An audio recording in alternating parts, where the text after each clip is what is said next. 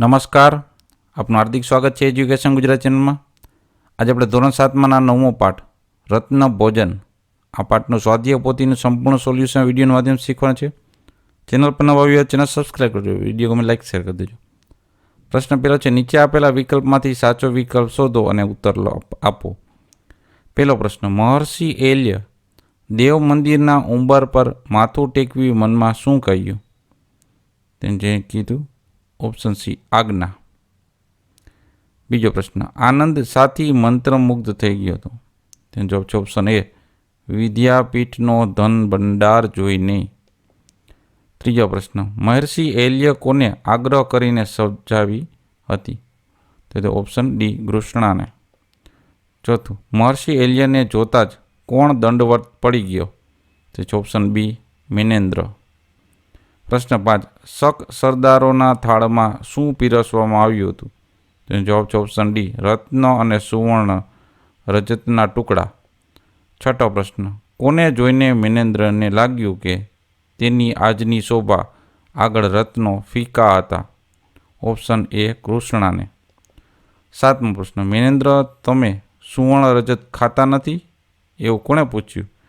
Option C મહર્ષિ એલ્યે પૂછ્યું. પ્રશ્ન બીજો, કૌંસમાં આપેલા શબ્દમાંથી સાચો શબ્દ પસંદ કરી નીચેની ખાલી જગ્યા પૂરો. પહેલી ખાલી જગ્યા, દેવ મંદિરમાં પેસતા જ મહર્ષિ એલ્યે ખાલી જગ્યા પર માથું ટેકવ્યું તો ઉંબર પર. બીજું, પેલું આખું પુસ્તકાલય નાશ પામશે તો પણ આટલાથી આપણું ખાલી જગ્યા બચી જાય તો વિદ્યાધન. ત્રીજી ખાલી જગ્યા, વિદ્યાપીઠનો ધન ભંડાર ખાલી જગ્યા ખરીદી શકાય તેટલી કિંમત નહોતો તો માલ વ ગણ. ચોથી ખાલી જગ્યા રોજના કરતાં ઉલટો સાદો દેખાતો તો મેનેન્દ્ર. પાંચમું, શક સરદારો અને પવન સામંતો ન છૂટકે મેનેન્દ્રને અનસુરિયાને ખાલી જગ્યાને દંડવત કર્યા તો મહર્ષિ એલ્યન કર્યા. છઠ્ઠી ખાલી જગ્યા, શક સરદારો સિવાયના સૌને થાળમાં ખાલી જગ્યા પીરસાયું કંસાર. સાતમું, મેનેન્દ્ર ખાલી જગ્યાની રીતથી સાવ અપરિચિત ન હતો ગુરુ. પ્રશ્ન ત્રીજો, અહીં કેટલાક વાક્યો આપ્યા છે, આ વાક્ય કોણ બોલી શકે તે લખવાનું છે. પહેલું, અરે તમે આ ખીલાથી શું કરો છો? આનંદ કહે છે. બીજું, આનંદ આ પેટીઓ બહાર કાઢ, મહર્ષિ એલ્ય કહે છે. ત્રીજું, કૃષ્ણા આજે તારે બરાબર તૈયાર થવાનું છે, મહર્ષિ એલ્ય કહે છે. ચોથું, મહર્ષિ એલ્ય આપને દંડવત પ્રણામ કરું છું, મેનેન્દ્ર કહે છે. પાંચમું, ગુરુજી આપની આજ્ઞા અનુસાર મેં ભોજન થાળ તૈયાર કર્યો છે, કૃષ્ણા કહે છે. પ્રશ્ન ચોથો, મહર્ષિ એલ્ય આવું કેમ કહ્યું છે? એ સાચા વિકલ્પ સામે રાઈટ કરવાનું છે. પેલું, વિદ્યાલય મારા પર ઊભું કરવા માગું છું, ધન પર નહીં. એટલે કે વિદ્યાલય હું આપમેળે બનાવીશ, એ વાક્ય સાચું છે. બીજું, નગરસભા એ જ અમારું ગૌરવની મૂડી છે, તો નગરસભા હંમેશા તેમની મદદ કરે છે, એ વાક્ય સાચું થાય છે. પ્રશ્ન પાંચમો, નીચેના પ્રશ્નનો ઉત્તર એક એક વાક્યમાં લખો. પેલું, મહર્ષિ એલ્ય દેવ મંદિરના ભૂગર્ભ ગૃહમાં જતા પહેલાં આનંદને શું કહ્યું? તેનો જવાબ છે મહર્ષિ એલ્ય દેવ મંદિરના ભૂગર્ભ ગૃહમાં જતા પહેલાં આનંદને કહ્યું, થોડી વાર બેસીએ, ભૂગર્ભમાં હવા જવા દે. બીજો પ્રશ્ન, આનંદ સાથી અડધા રસ્તા સુધી કશું બોલી ન શક્યો.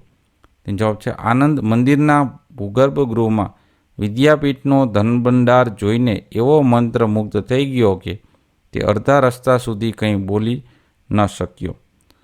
ત્રીજો પ્રશ્ન, આટલું ધન છતાં આપ કેમ વિદ્યાલય ઊભું કરતા નથી?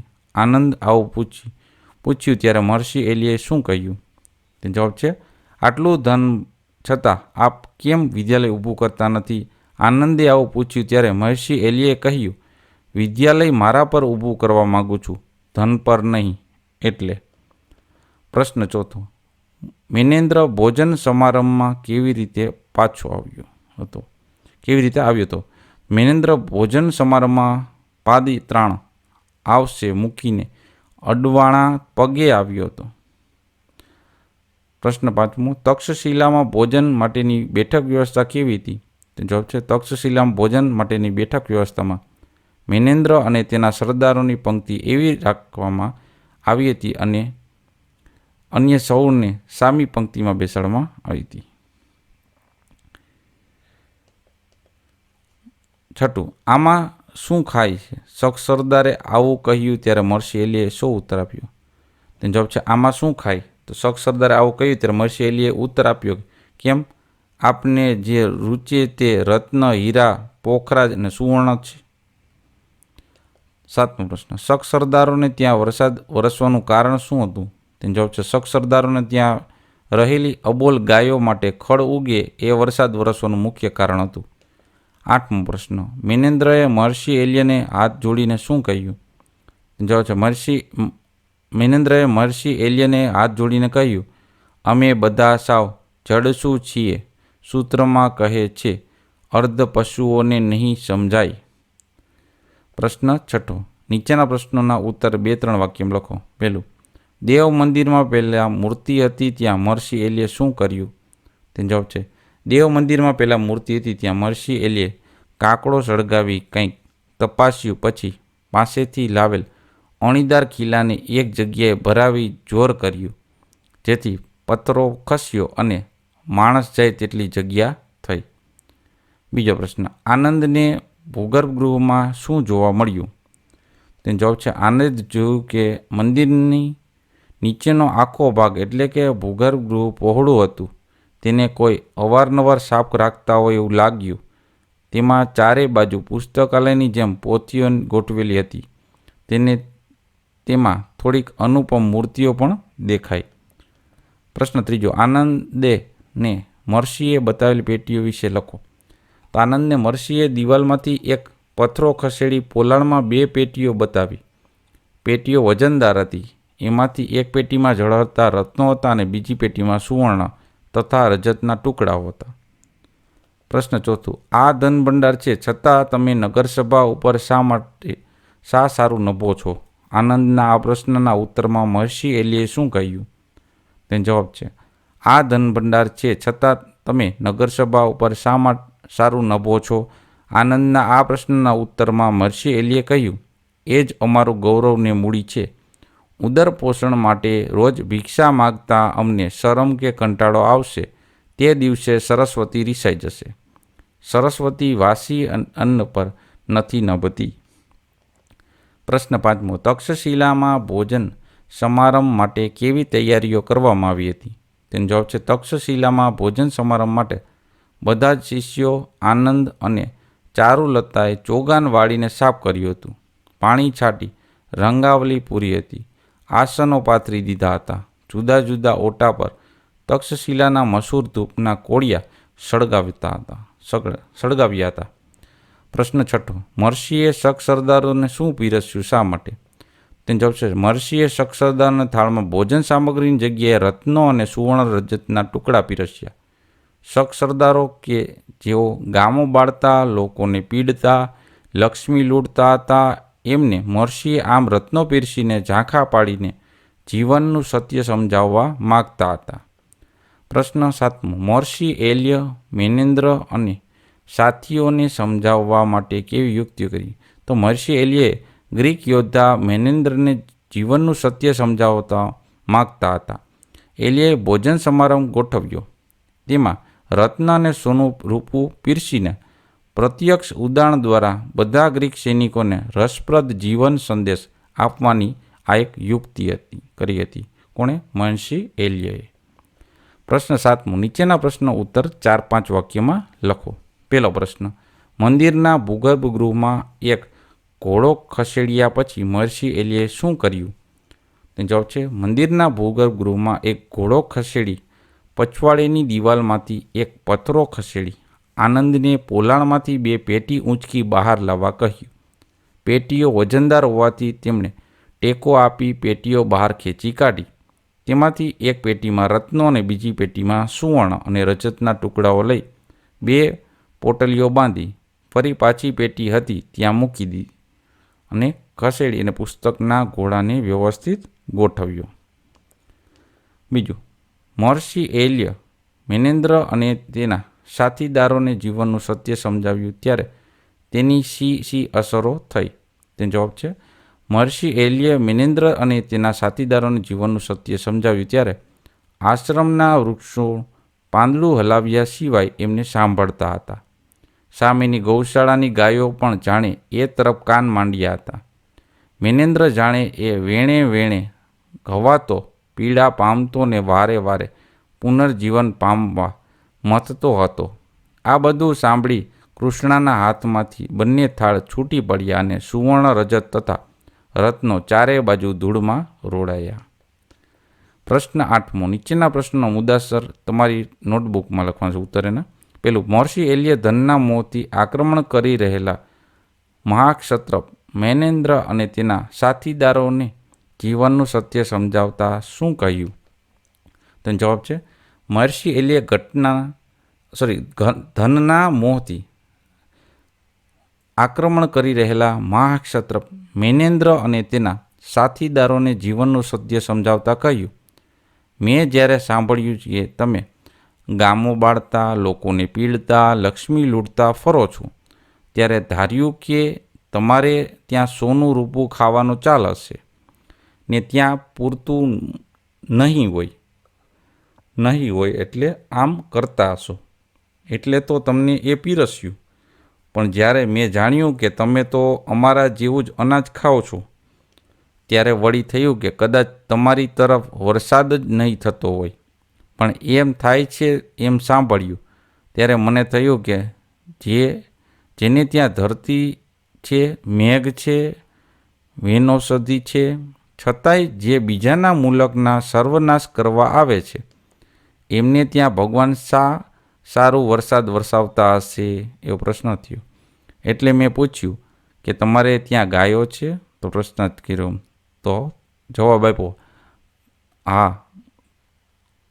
તો ત્યારે જ મને સમજાઈ ગયું કે ભગવાન તમારા જેવાને ત્યાં અબોલા ગાયો માટે વરસાદ વરસાવે છે. તમે તો ભગવાનની દયાને પાત્ર પણ નથી, એમ મહર્ષિ એલિયે કીધું. બીજો પ્રશ્ન, આ પાઠને તમારી ભાષામાં 6 થી 8 લીટીમાં લખો.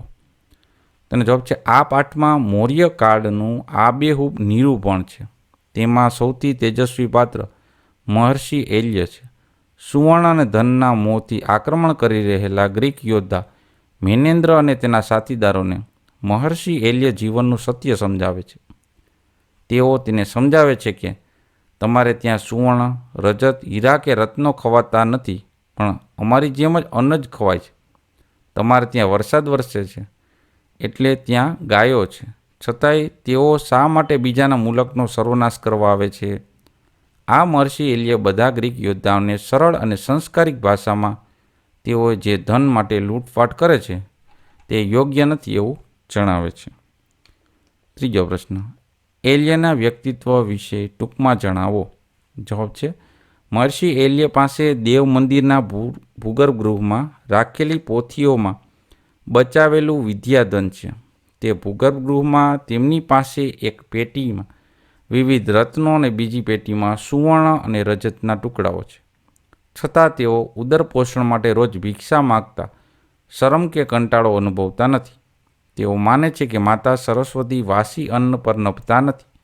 તેઓ પોતાની સરળ, સ્પષ્ટ અને સંસ્કારી ભાષામાં ગ્રીક યોદ્ધાઓને તેમના પ્રદેશમાં બધી જ સુખ સગવડો હોવા છતાં તેઓ લૂંટફાટ કરીને બીજાના મુલકનો સર્વનાશ કરે તે યોગ્ય નથી એવું જણાવે છે. આ પાઠના આધારે આપણે તેમના તેજસ્વી પાત્રનો પરિચય મેળવી શકીએ છીએ. પ્રશ્ન 9મો, નીચેના વાક્ય યોગ્ય વિરામચિહ્નો મૂકી વાક્ય ફરી લખો. તો આપણે જવાબ જ આપ્યા છે. આ રીતના વિરામચિહ્ન મૂકવાના છે. મૈનેન્દ્ર, પછી અલ્પવિરામ, તું તો મોટો થઈ ગયો, આશ્ચર્ય. આ ડબલ ઇન્વર્ટેડ કોમા છે, બરાબર. એને ઊભો કરતા મહર્ષિએ સ્નેહથી કહ્યું, પૂર્ણવિરામ. બીજું ઇન્વર્ટેડ કોમામાં વાક્ય છે, હા આશ્ચર્ય છે ને પાછું હા પાછું આશ્ચર્ય છે. આપણે ઢંકાઈ જઈએ તેવડું ખડ ઉગે છે, એનું ડબલ ઇન્વર્ટેડ કોમા પૂરા. એક વૃદ્ધે કહ્યું, પૂર્ણવિરામ. પ્રશ્ન 10મો, કૌંસમાંથી યોગ્ય શબ્દ પસંદ કરી ખાલી જગ્યા પૂરો. પહેલી ખાલી જગ્યા, ગીતાએ ભજન ગાયું, ખાલી જગ્યા કંઠ ખૂબ સરસ છે તો તેનો. બીજી ખાલી જગ્યા, નરસિંહ મહેતાના પ્રભાતિયા આજે ગવાય છે, ખાલી જગ્યા ગહન ચિંતન હોય તો તેમાં ગહન ચિંતન હોય છે. ત્રીજું, મારા કપડાં કપિલભાઈએ સીવ્યા છે, ખાલી જગ્યા પણ સરસ સીવે, તેઓ પણ સરસ સીવે છે. ચોથું, તારા ખિસ્સામાં કાંઈ છે, મારે ખાલી જગ્યા રૂપિયા જોઈએ તો થોડાક. પાંચમું, રહીમભાઈ બસમાં ઊંઘી જાય, ખાલી જગ્યા કંડક્ટર, તો તેઓ કંડક્ટર છે. છઠ્ઠું, વિકાસ ક્રિકેટમાં સારું રમ્યો, ખાલી જગ્યા કબડ્ડી પર સરસ રમે છે, તો તે. પ્રશ્ન 11મો, નીચેના ફકરામાં રેખાંકિત પદોના યોગ્ય સર્વનામ મૂકી ફકરો સુંદર અક્ષર ફરીથી લખો. તો એ ફકરો છે, આપણે જવાબ આપેલો છે. રાધા બહુ ડાઈ દીકરી, પૂર્ણવિરામ, તે સમયસર બધું કામ કરે, પૂર્ણવિરામ, તેના પપ્પા રજામાં તેને ફરવા લઈ જાય, પૂર્ણવિરામ, એક દિવસ તેણે કહ્યું, અલ્પવિરામ, પછી ડબલ ઇન્વર્ટેડ કોમા, પપ્પા હું અને ભોલુભાઈ મેળામાં જઈએ, પ્રશ્નચિહ્ન, ડબલ ઇન્વર્ટેડ કોમા પૂરા. તેમણે હા પાડી અને તેઓને પૈસા આપ્યા, પૂર્ણવિરામ, તેઓ ખુશ થઈ ગયા. પ્રશ્ન 12મો, વાર્તાના વાક્ય વાંચી અર્થ ધારો, ખોટા વિકલ્પ છેકી નવું વાક્ય બનાવી ખાતરી કરો કે તમારી ધારણા બરાબર છે કે નહીં. તે ઉદાહરણમાં આપ્યું છે અનુપમ. અનુપમ એટલે સર્વોત્તમ થશે, આ બે ઉપર ચેકો. વાર્તામાં એવું કીધું છે કે થોડીક અનુપમ મૂર્તિઓ પણ દેખાય, એ વાક્યનું વાર્તાનું નથી લીધેલું છે. મારું વાક્ય શું થશે કે રાણકી વાવની અનુપમ મૂર્તિઓ આપણી સંસ્કૃતિની સંપત્તિ છે. પછી બીજું, પૂર્વવત એટલે થશે પહેલાંની જેમ. તો વાર્તામાં વાક્ય છે કે દિવાલમાંથી પૂર્વવત એક પથ્થરો ખસેડી આનંદને પોલાણમાં બે પેટીઓ ઊંચકી બહાર કાઢવા કહ્યું. મારું વાક્યમાં આવશે શ્વાન ભસ્યો, અલ્પવિરામ, જોયું, અલ્પવિરામ, પૂંછડી પટપટાવીને પૂર્વવત પોતાને સ્થાને બેસી ગયો. બીજું છે ફીકું એટલે કે નિસ્તેજ. વાર્તામાં વાક્ય છે કૃષ્ણાની આજની શોભા આગળ રત્નો ફીકા હતા. મારું વાક્ય છે મહારથી કર્ણની વીરતા જોઈને સામે પક્ષના સૈનિકો ફીકા પડી ગયા. ત્રીજું, પુનર્જીવન એટલે કે નવો જન્મ એ થશે ને, અથવા નવું જીવન. વાર્તામાં મિનેન્દ્ર જાણે વારે વારે પુનર્જીવન પામતો હતો, તો નાગેન્દ્રની લાંબી માંદગી પછી ડૉક્ટરની સારવારથી પુનર્જીવન પ્રાપ્ત થયું, એટલે કે નવું જીવન થશે. બાકી નવો જન્મ અને ફરી જીવવું એ ચેકો. પ્રશ્ન 13મો, રેખાંકિત શબ્દની જગ્યાએ કૌંસમાંથી સમાનાર્થી શબ્દ મૂકી જરૂરી ફેરફાર કરી વાક્ય ફરીથી લખો. એમાં હતા સુવર્ણ અને રજતના ટુકડા, તો રજતની જગ્યાએ શું લખવાનું જુઓ. જવાબમાં આવશે એમાં હતા સુવર્ણ અને ચાંદીના ટુકડા, રજતની જગ્યાએ મૂક્યું ચાંદી. બીજું, પાદત્રાણ આવશે મૂકીને આવ્યો હતો, તો પાદત્રાણ એટલે કે જોડા, આવાસે મૂકીને જ આવ્યો હતો, રહેતા હોય ત્યાં આવાસ કહેવાય એના. ત્રીજું, થોડી વાર કાકડો સળગાવી અંદર પેઠા, તો થોડી વાર કાકડો એટલે કે મસાલ સળગાવી અંદર પેઠા.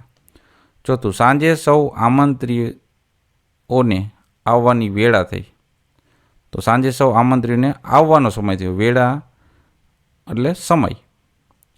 પાંચમું, પવન સામંત ને એના સાગરીતો બહાર બની ઠનીને આવ્યા હતા, સાગરીતનો આપણે ઉપયોગ કરવાનો છે. પવન સામંત ને તેના સાથીદારો બરાબર બની ઠરીને આવ્યા, તો સાગરીતો એટલે કે સાથીદારો. પ્રશ્ન 14, નીચેના શબ્દોની જોડણી સુધારીને લખો. તો આ રીતના લખાય મહર્ષિ, ભૂગર્ભગૃહ, ઈશારો, પથ્થર, યથાસ્થિત, વિદ્યાલય, ભિક્ષા, રીતિ, શાસ્ત્રનિધિ, અતિથિ. પ્રશ્ન 15, નીચેના શબ્દોના બે સમાનાર્થી શબ્દ લખો. અતિથિનું થાય મહેમાન અથવા તો અભ્યાગત. બીજું, નિરાંતનું થશે ફુરસદ અથવા જંપ. ટેકોનું થશે આધાર અથવા આશ્રમ. ચોથું છે ખડ, એનું થશે ઘાસ અથવા કડબ. પાંચમું, ગૌરવનું થશે મોટાઈ અથવા મહત્તા. છઠ્ઠું, વેળાનું થશે સમય અથવા વખત. ધૂળનું થશે ભૂકો અથવા જેહું. અનુપમનું થશે સર્વોત્તમ અથવા અદ્વિતીય. રોડવું થશે ચોડવું અથવા મસળવું. પીડાનું થશે યાતના અથવા દુઃખ. પ્રશ્ન 16મો, નીચેના અનેકાર્થી શબ્દના 3 અર્થ લખો. પેલું, ઘોડો એટલે કે એક જનાવર, એક ઘરેણું કે લાકડાની મોટી ઘોડી. પાત્ર, તેમાં થશે લાયક, વાસણ અને નાટકનું પાત્ર. હાથ એટલે કે હસ્ત, એક ભાગે જીતાવેલો દાવ અથવા સામેલગીરી. પ્રશ્ન 17. નીચેના શબ્દોના વિરુદ્ધાર્થી શબ્દ લખો. અંદરનું બહાર, આનંદનું શોક, જવુંનું આવવું, થોડુંનું બહુ, વેડાનું કવેડા, સળગાવનું ઓલવવું, અપમાનનું માન અને જડસુનું બુદ્ધિમાન. પ્રશ્ન 18. નીચેના શબ્દ સમૂહ માટે એક શબ્દ લખો.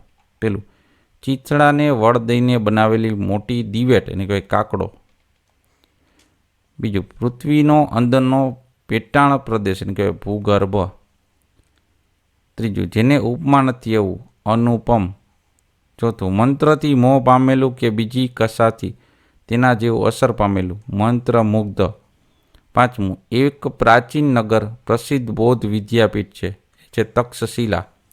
છઠ્ઠું, ધર્મ બુદ્ધિને લીધે ઉપજેલો ક્રોધ એટલે કે પુણ્ય પ્રકોપ. સાતમું, ગાયો રાખવાની જગ્યા કેવાડો ગૌશાળા. આઠમું, દંડ પેટે લાંબા પડીને એટલે કે દંડવત. નવમું, કાળનું એક પરિમાણ સેકન્ડનો 45મો ભાગ એને કહેવાય ક્ષણ.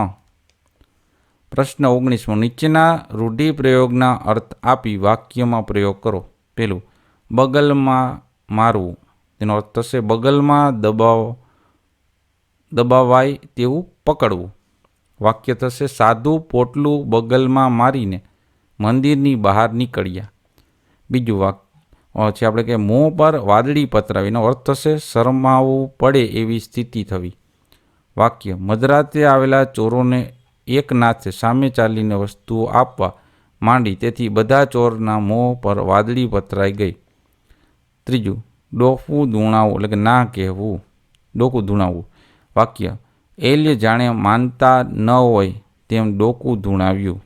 ચોથું, કાન માંડવા એટલે ધ્યાનથી સાંભળવું. વાક્ય, કનુએ અડધી રાત્રે ઘરના પાછળના ભાગમાંથી અવાજ આવતા એ તરફ પોતાના કાન માંડ્યા. પ્રવૃત્તિમાં છે એક વાત બીજી કઈ રીતે કહી શકાય? તો હું વહેલા જમતો નથી તેને કહી શકાય હું મોડો જમું છું. બીજું, આ ટામેટાં સસ્તા નથી તો આ ટામેટાં મોંઘા છે. ત્રીજું, તેમને અશાંતિ ગમતી નથી તેમને શાંતિ ગમે. ચોથું, વિનયને સંગીતમાં રસ નથી એવું નથી એટલે વિનયને સંગીતમાં રસ છે. તો આ આપણે આ પાઠના સ્વાધ્યાય પોથીનું સંપૂર્ણ સોલ્યુશન જોતા રહો એજ્યુકેશન ગુજરાત ચેનલ શીખતા રહો. Thank you. આભાર.